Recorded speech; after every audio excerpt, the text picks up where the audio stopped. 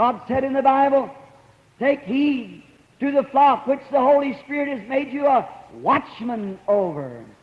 Be sure that they're fed with the right food, making ready for the coming of the Lord. Oh, how it was sad when that great midnight cry came and it was all over. It reminds me of a story that I read some years ago about a prospector in Arizona. He was one of those gold-minded people, and he wanted to get rich all at once, so he goes into the desert to prospect. While he was prospecting, the story goes that he found a great nest of nuggets, and just overnight became a multi-millionaire with a sacks full of gold.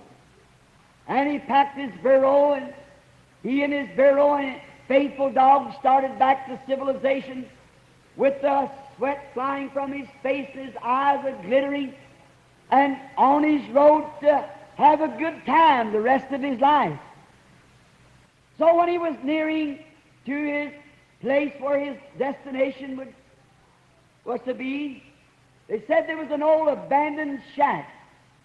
And he went into this shack and laid the money out upon the table by a little grease candle and was looking over the nuggets. Little did he know that there was eyes watching him. And along about the time that he laid down and went to sleep, when I started to go to sleep, the old faithful dog began to bark.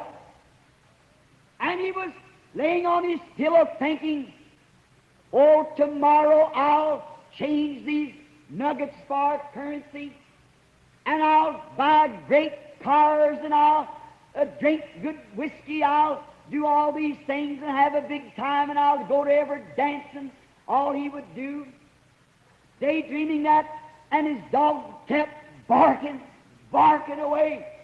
He went to the door and opened the door and said, shut up! And the dog whined. He was tied to a leash, and he tried to warn his master, but he went back again and laid down on his bed, and again the dog started barking again, and he called him time after time, shut up! I don't want to hear you. I want a lovely dream tonight of the good times I'm going to have tomorrow when I cash in my gold. And finally the dog barked again. He became angry. He reached in the corner and got a double-barreled shotgun, went to the door with both the hammers back, and shot the dog down to death. Said, that'll take care of you. I won't need you anymore anyhow. Set the gun down and laid down on the bed and folded his hands with his dream and fell off to sleep. Just in a little while, the door opened easily. Someone slipped across the floor and plunged a saber knife into his bosom and took the gold and left with it. Oh, what did he do?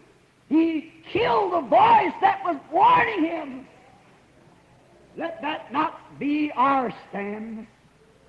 Oh, that voice of the Holy Spirit that warns the church day after day as we see the approaching of the Lord.